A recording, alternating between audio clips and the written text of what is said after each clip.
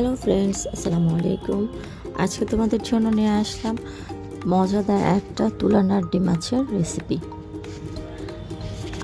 আমি প্রথমে কড়াইতে তেল গরম করে নিলাম, তারপরে দিয়ে দিলাম পেঁয়াজ কুচি, হলুদ, মরিচ, লবণ, রসুন বাটা, কাঁচামরিচ, এগুলো দিয়ে মাছগুলো দিয়ে দিলাম। মাছগুলো দিয়ে একটু টমেটো পিউরি দিলাম। নাড়াচাড়া করার পরে এটাতে একটু কষিয়ে নেব। কষিয়ে নেওয়ার পর সামান্য একটু পানি দিয়ে দিব। পানি দিয়ে আবার ঢাকনা দিয়ে দিব।